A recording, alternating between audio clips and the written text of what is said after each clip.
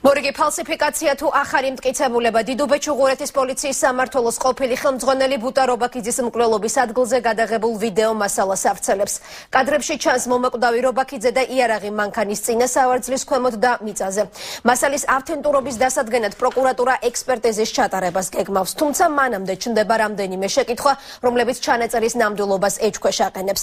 პირველი, რატომ არ გამოქვეყნდა კადრები 9 წლის განმავლობაში? რატომ იღებს მტკიცების სახით არსებულ ავტომატურ იარაღს ერთ-ერთი პოლიციელის შიშველი ხელით და რატომ არ ემთხვევა ჩანაწერი გადაცემა პატრულში წლების წინ გასულ რეპორტაჟს, სადაც გარკვევით ისმის ერთ-ერთი პატრულის ფრაზა არ აქვთ არაფერი.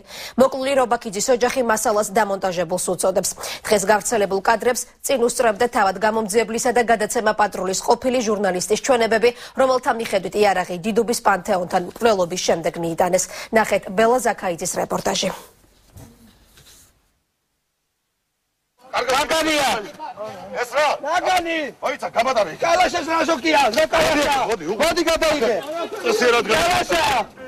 Makarashi gadaike Kalashnikovia! Am კადრებში პოლიციელების ხმა ისმის, რომ დიდუბის ეკლესიასთან სპეცოპერაციისას დაკავებულ ახალგაზრდებს იარაღი აქვთ. პოლიციელები მიუთითებენ ნაგანის ტიპის პისტოლეტსა და კალაშნიკოვის ავტომატზე, რომელიც ავტომანქანაშია. ვიდეო კადრებში ჩანს ავტომატი და პისტოლეტიც. სკანდალური ვიდეო მასალა, სადაც ბუტა რობაქიძის მკვლელობის შემზარავი კადრებია ასახული. დღეს რობაქიძის მკვლელობის საქმეში ერთ-ერთმა ბრალდებულმა დიდუბე-ჩუღურეთის პოლიციის ყოფილმა უფროსმა ირაკლი ფირცხალოვამ მთავარ პროკურატურას გადასცა.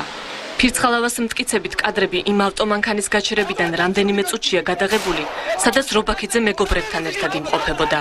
როგორც ფირცხალოვა განმარტავს, ვიდეო მასალა უწყვეტ რეჟიმშია გადაღებული და ჩანს, რომ 2004 წლის 23 ნოემბერს დიდუბის ეკლესიასთან პოლიციის მიერ გაჩერებული ახალგაზრდები შეიარაღებულები იყვნენ.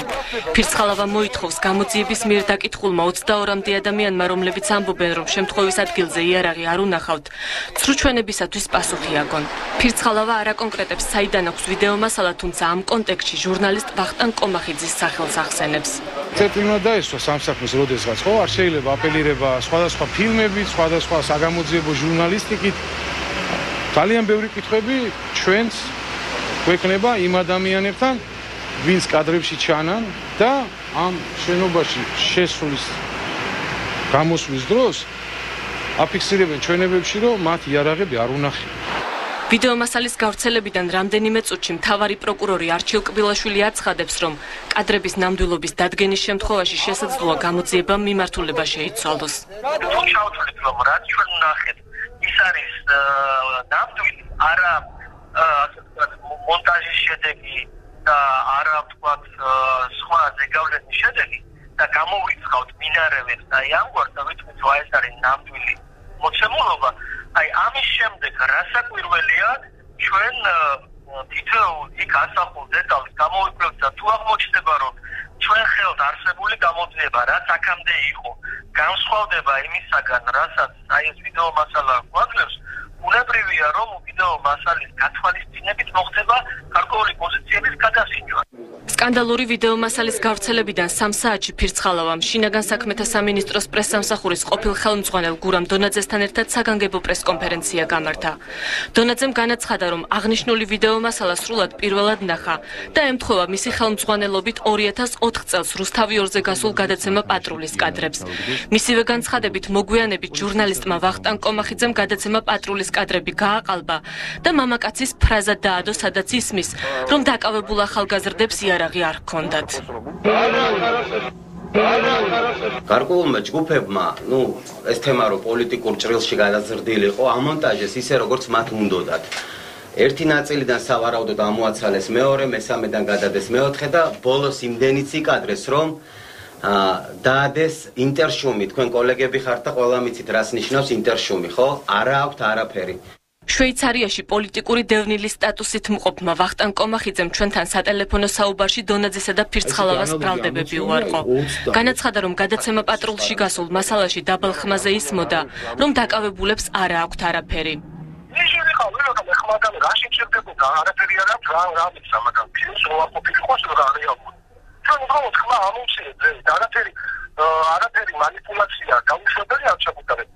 ბუტა რობაქიძის ოჯახის წევრებს დღეს გავრცელებული ვიდეო მასალის ნამდვილობაში ეჭვიებარებათ. მიაჩნიათ, რომ მასალა გურამ დონაძის მიერაა ფალსიფიცირებული. აიდანაკეს კასეტა თავიდან ბოლომდე თუ არ არის დონაზესთან შეკრული. მეორე, ჩემთან იყო ოჯახში მოსული სახში. პირდაპირ მითხრა, რომ იარაღები არის ჩადებული და მოთხოვ პატრულს საიდან მოიტანეს იარაღი. ეს არის ჩვეულებრივი ფაბრიკაცია. ეს არის მონტაჟი გაკეთებული დონაძის მიერ. ბუტარობაქიძის მეგობარი, რომელიც სპეცოპერაციისას შემთხვევის ადგილზე იმყოფებოდა, ამტკიცებს, რომ ისინი შეიარაღებულები არ ყოფილან. იარაღი სამართალდამცავებმა ჩაუდეს და ვიდეოკამერით გადაიღეს. გამომძიებელი შალვა ნიქაბაძე იძახის, რომ მაშინ ვინც იყო გამომძიებელი, რომ იარაღი ჩადეს წინ იმასთან, რა ქვია, სიდენიასთან ეგრეთ წოდებული და შემდეგ უკვე კამერების თვალწინ ამოიღეს. და ამას ადასტურებს ასევე ის ოპერატორი, ვინც მაშინ იქ იყო, მუკვანიანი. როგორც დამოუკიდებელი სასამართლო სამედიცინო ექსპერტიზის ცენტრის ხელმძღვანელი ამბობს, ვიდეო მასალის დასაწყისში ჩანს, რომ ბუტარობაქიძე ცოცხალია. მოგვიანებით კი უკვე გარდაცვლილია. თავსახა, რომ ამ დროის პერიოდში, აი ამ მონაკვეთში ვიდეო მასალის იგი ნამდვილად ცოცხალია, რასაც ადასტურებს მისი თავის მოძრაობა მარცხნიდან მარჯვნივ მიმართულებით და ამავდროულად რაც ყველაზე მთავარია, ჩანს თვალნათლივ სუნთქვითი მოძრაობა, ანუ სუნთქავდა პიროვნება იმ მომენტში, რა მომენტშიც ხდებოდა მისი, ასე ვთქვათ, დათვალიერება. ხვალ მთავარ პროკურატურაში ახალ ვიდეო მასალასთან დაკავშირებით ირაკლი ფირცხალავა დაიკითხება. ფირცხალავას მოუწევს იმის დაკონკრეტება, თუ საიდან აქვს ვიდეო მასალა და 9 წლის განმავლობაში რატომ არ გაასაჯაროვა. ვიდეო მასალის ნამდვილობის დასადგენად კი მთავარი პროკურატურა სავარაუდოდ ექსპერტიზას ჩაატარებს.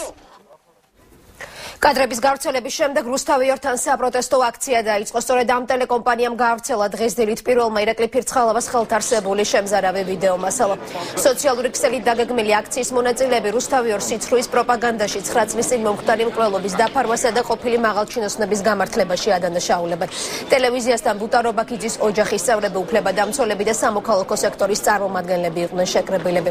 თუმცა აქციაზე მყოფებს ტელეკომპანიიდან არავინ გამოხმაურებია.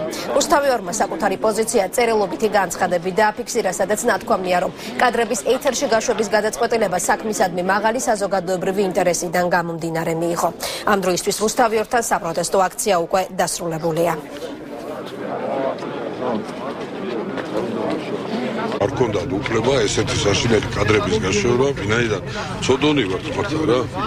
შვილები ჩაგვიწყვილ ესე დღეში ვართ და როგორ შეიძლება ამის თან ვისგან ფირცხალავასგან, რომელიც არის აღიარებული მკვლელი, ყაჩაღი და ამის უამრავი მტკიცებულობი. პირადად ფირცხალავა ხელმძღვანელობს ჩემი შვილის მკვლელობას. 9 წლის მანძილზე ისინი ეწევიან ყველა მოვლენის და ყველა დანაშაულის ლეგიტიმაციას, ესე ვთქვათ, რასაც ჩადიოდა წინა ხელისუფლება.